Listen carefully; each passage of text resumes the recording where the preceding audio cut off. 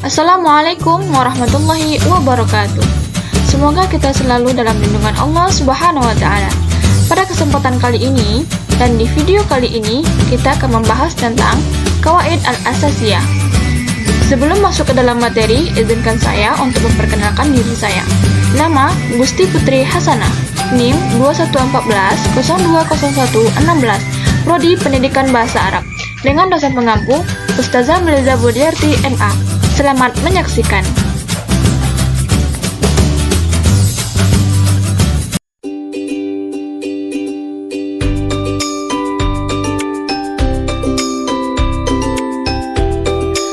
Selanjutnya, kita masuk ke dalam materi yang pertama, yaitu membahas tentang apa itu isim, apa itu fi'il, dan huruf. Isim adalah setiap lafaz yang menunjukkan nama orang, atau hewan, atau tumbuhan, dan sebagainya. Contohnya, yang bernama orang, Muhammad Ibrahim, atau yang nama hewan, fil, yang berartikan gajah. Tanda-tanda isim itu dapat diketahui dengan melalui khofat, atau huruf akhirnya dijarkan, tanwin, yang dimasuki alif lam, dan huruf khofat.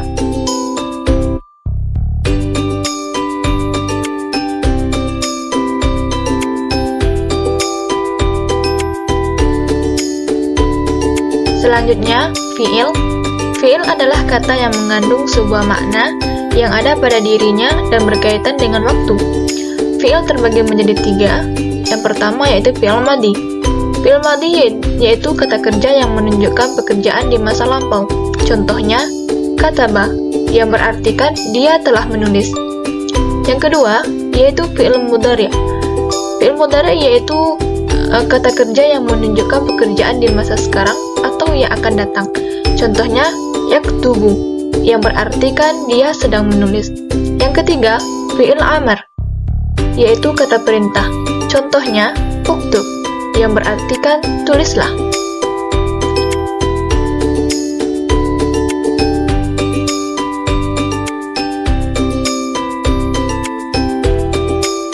Selanjutnya, kita masuk ke huruf. Huruf adalah setiap lafaz yang tidak jelas maknanya kecuali dengan kata yang lain. Dalam ilmu nahwu sharaf, yang dimaksud huruf adalah huruf hijaiyah yang memiliki arti dan hanya terdiri dari 1, 2, dan 3 huruf saja. Contoh satu huruf yaitu alif, yang berartikan apakah.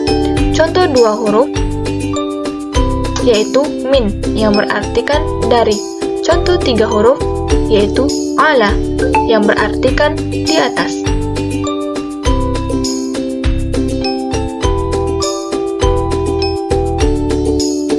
Selanjutnya, kita masuk ke dalam materi yang kedua, yaitu tarkib isnadi dan wasfi. Tarkib isnadi, secara bahasa isnadi berartikan sandaran. Tarkib isnadi adalah penisbatan atau penyandaran hukum atau pekerjaan pada mahkum alaihi mukhalaf yang sudah dibebani atau dipekerjakan atau dikenai hukum. Tarkib isnadi yaitu susunan kata yang terdiri dari musnad dan musnadu ilaih. Selanjutnya, tarkib wasfi. Tarkib wasfi adalah rangkaian kata yang terdiri kata sifat dan kata yang disifati atau yang lebih dikenal dengan na'at dan man'ut. Tarkib atau murakab wasfi merupakan kata lain dari tarkib atau murakab na'ti.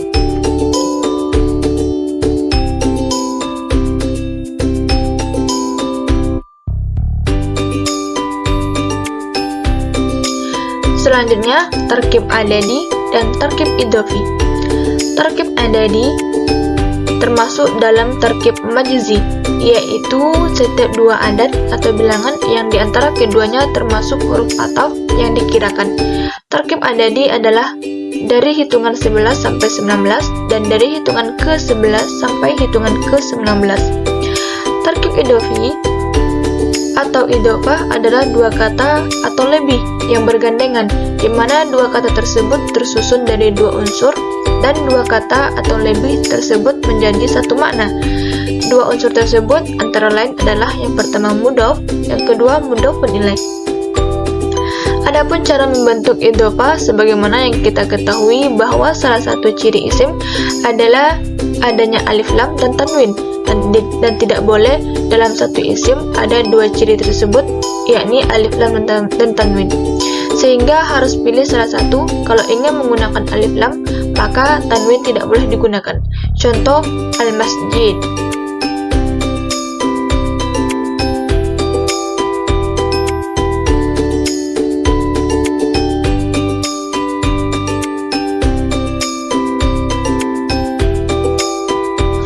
Setelah kita mengetahui apa itu isim, fi'il, huruf, dan tarkib, selanjutnya kita masuk ke dalam definisi i'rab. I'rab adalah perubahan akhir kalimat karena berbeda amil-amil yang masuk terhadapnya, baik secara lafaz atau takdir. Tanda-tanda i'rab ada 4, yaitu yang pertama rafa, yang kedua nasab, yang ketiga jar, dan yang keempat jazam. Rafa mempunyai 4 tanda, yaitu yang pertama dhamma, yang kedua waw, yang ketiga alif, yang keempat nun.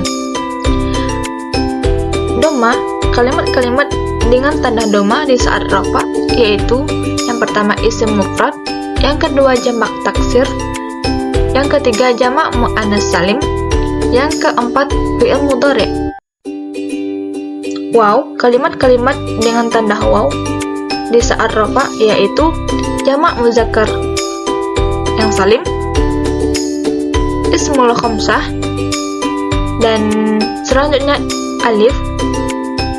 Kalimat-kalimat dengan tanda alif di saat rafa, yaitu isim-isim tasniyah yang tertentu. Selanjutnya nun.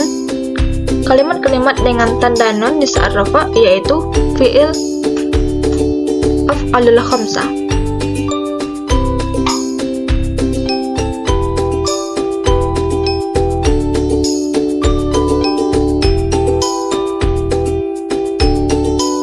Selanjutnya, tanda-tanda nasab. I'rab nasab mempunyai 5 tanda, yaitu yang pertama fathah, yang kedua alif, yang ketiga kasrah, yang keempat ya, yang kelima hadzaf nun. Fathah, kalimat-kalimat dengan tanda fathah di saat nasab, yaitu yang pertama isim mufrad, yang kedua jamak taksir, yang ketiga fi'il mudhari'.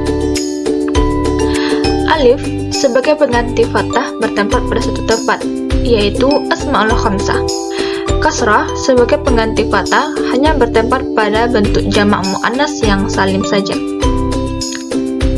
Jamak muannas salim adalah lafaz yang dijamakkan dengan menambahkan huruf alif dan ta pada akhir lafaz. Selanjutnya, ya sebagai tanda fathah menempati 2 tempat, yaitu tasniyah dan jamak muzakkar salim.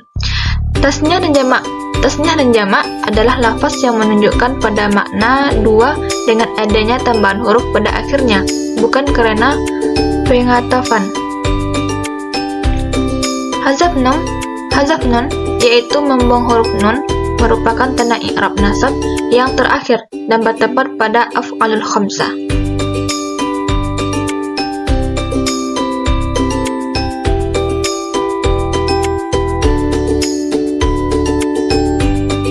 Selanjutnya, tanda jar. Tanda-tanda i'rab khafad atau jar mempunyai 3 tanda, yaitu yang pertama kasrah, yang kedua ya, dan yang ketiga fathah. Sebuah kata dibaca jar karena adanya huruf jar, sedangkan huruf jar itu adalah 10 macam, yaitu min, ila, an, ala, fi, rubba, ba, kaf, dan lam. Contoh dari i'rab jar seperti marartu bisalimi, marartu bisalimin, yang berartikan saya telah bertemu dengan Salim. Dibaca jar karena dimasuki huruf jar berupa bi.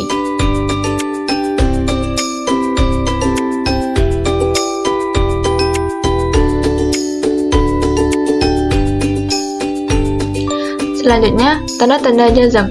Jazam memiliki 2 tanda. Yang pertama sukun, yang kedua hadzaf nun. Sukun menjadi tanda bagi jazam pada akhirnya. Contohnya, lam yalid wa lam yulad. Yalid menjadi sukun karena dimasuki huruf jazam, maka harkat di akhir kalimat menjadi sukun. hazaf nun menjadi tanda bagi jazam pada fi'il mudhari yang mutlak akhirnya dan pada fi'il yang ketika rafa'nya dengan tetap nun. Contoh, yaksha menjadi lam yaksha.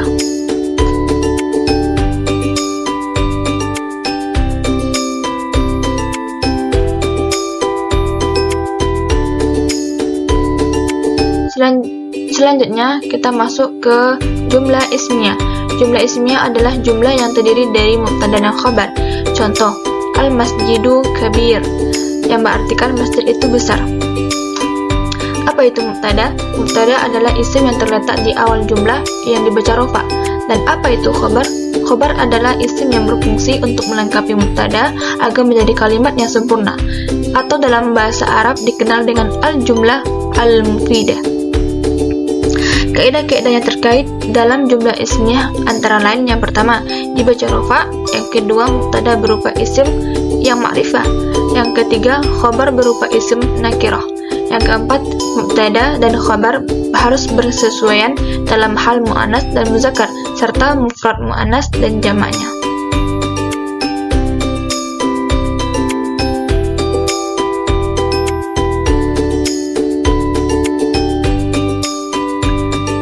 Setelah kita membahas jumlah ismiyah, selanjutnya kita membahas tentang jumlah fi'liyah. Apa itu jumlah fi'liyah? Jumlah fi'liyah adalah kalimat yang diawali dengan kata kerja. Jumlah fi'liyah terdiri dari fi'il dan fa'il. Fi'il yang berartikan kata kerja, sedangkan fa'il berarti pelaku atau subjek. Jumlah fi'liyah juga didefinisikan sebagai kalimat yang terdiri dari fi'il dan fa'il atau naibul fa'il. Dari sisi keterkaitan dengan objek, fi'il dibagi menjadi dua, yaitu fi'il lazim, contohnya qama zaidun. Yang kedua, fi'il muta'addi, contohnya yaqra'u zaidun qur'ana.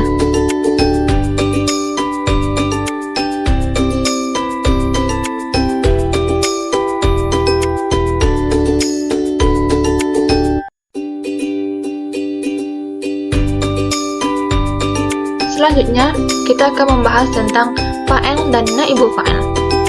Apa itu fa'il?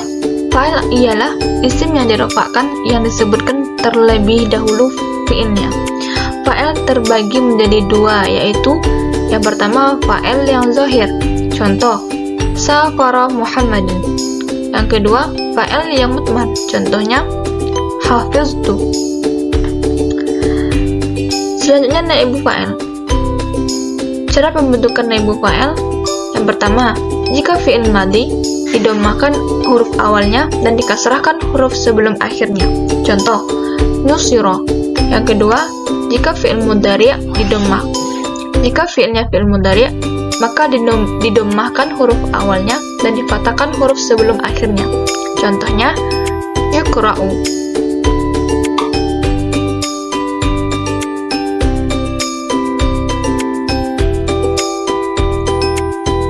Selanjutnya kita masuk ke pembahasan mubtada dan khabar.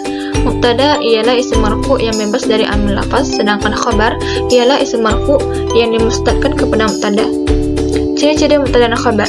Syarat mubtada adalah mubtada harus rafa atau berharakat dhammah.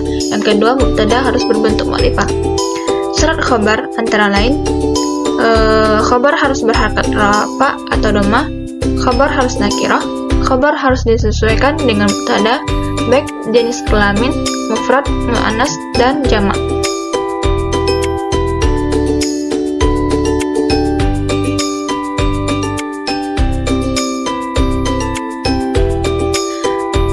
Lalu kita akan membahas huruf yang serupa dengan laisa, af'alul muqarrabah, af'alul suru', dan af'alul raja'. Af'alul muqarrabah adalah fi'il yang bermakna hampir atau menunjukkan kedekatan dengan hasil. Contoh fi'il muqarrabah yaitu kada, qaraba, ausyaka. Selanjutnya, af'alul suru' adalah fi'il yang menunjukkan dimulainya sesuatu pekerjaan. Contoh fi'ilnya tafiqa, ja'ala, akhalla. Af'alul raja' adalah fi'il yang menunjukkan pengharapan. Contoh fi'ilnya asa. Huruf-huruf yang diserupakan dengan laisa ada 4, yaitu ma, la, in, dan lata. Seperti dalam contoh, wa ma Muhammadun illa rasul.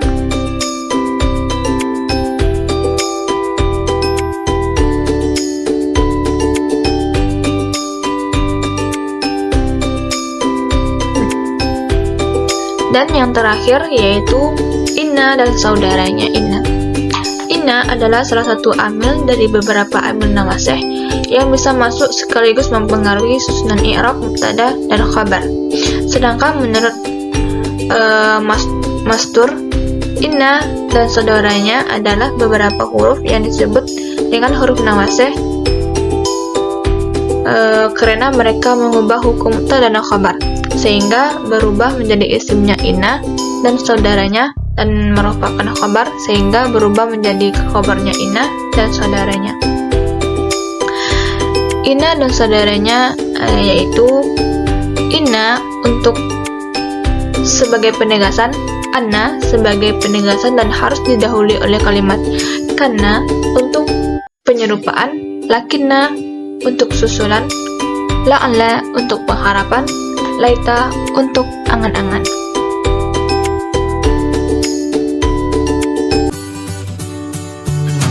Mungkin hanya itu pembahasan atau materi dari saya. Jika ada kesalahan, mohon dimaafkan. Saya Gusti Putri Hasana, pamit undur diri. Saya tutup dengan wabillahi taufiq wal hidayah. Wassalamualaikum warahmatullahi wabarakatuh.